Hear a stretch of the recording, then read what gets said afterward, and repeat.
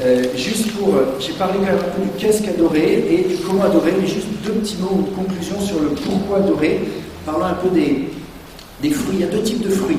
Il y a des fruits qui sont au niveau personnel, on a un peu parlé au début d'ailleurs de cet amour qu'il nous donne, de ses grâces. Peut-être on peut prendre Saint Damien de Molokai, vous connaissez tous, c'est l'apôtre des lépreux.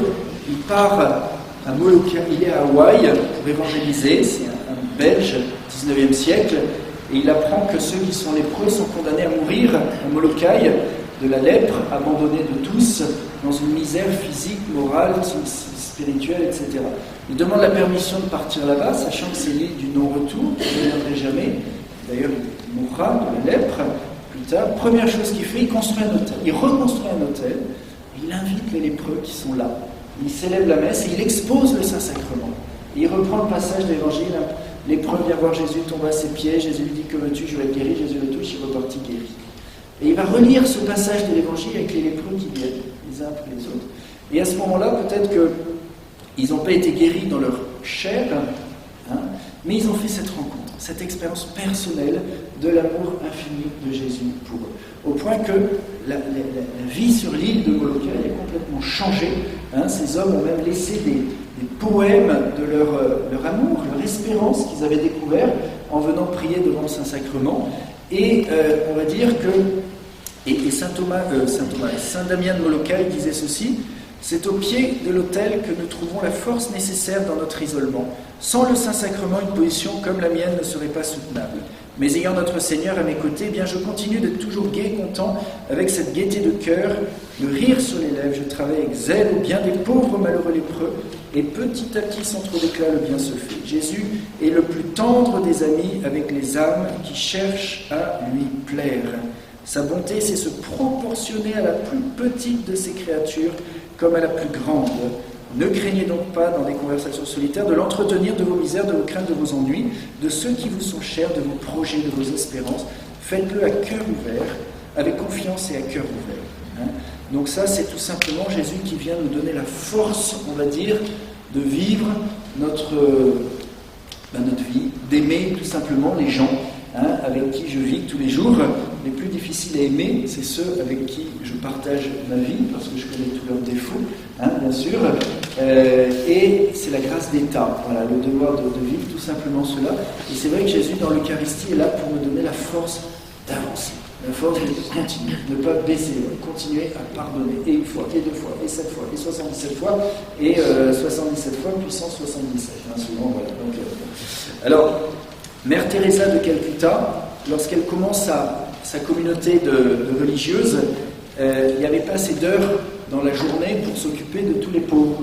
Elle en veut au bon Dieu en disant: Seigneur, tu me demandes de m'occuper de ces pauvres, mais tu ne m'en donnes pas les moyens. Ça va pas. Et alors ensuite, elle reçoit dans son cœur: puisque tu n'as pas assez de temps pour t'occuper de tout le monde, va passer plus de temps devant le Saint-Sacrement. Et elle témoigne. Elle avait déjà la messe, les offices, etc., les lots de vêpres et tout ce que les religieuses ont. Et en plus, elle commence 1 heure d'adoration par jour. Comme elle a passé de temps pour tout faire, elle donne plus de temps à la prière. Ça, il ne faut pas chercher à comprendre. C'est la sagesse de Dieu qui est une folie pour l'homme. Il faut juste l'expérimenter. Voilà. Parce que si on essaie de comprendre, on comprend pas. Et elle témoigne, à partir de ce moment-là, le Seigneur en fait a donné les vocations à sa communauté qui a pu se développer. Et elle a pu répondre non seulement à la pauvreté de tant de personnes à Calcutta, mais combien de villes dans le monde ont pu bénéficier de cette petite sœur missionnaire de la charité. Alors, et ça, je pense que le pape Jean-Paul II, vous savez, il passait jusqu'à 2 heures, 3 heures par jour devant le Saint-Sacrement. Quand on voit le rythme qu'il avait, vous savez, quand il était en déplacement, même les journalistes, ils étaient épuisés à la fin des journées, plus que le pape, juste pour le suivre. Il était juste là pour le suivre, alors que lui, il faisait les enseignements et tout. Voilà.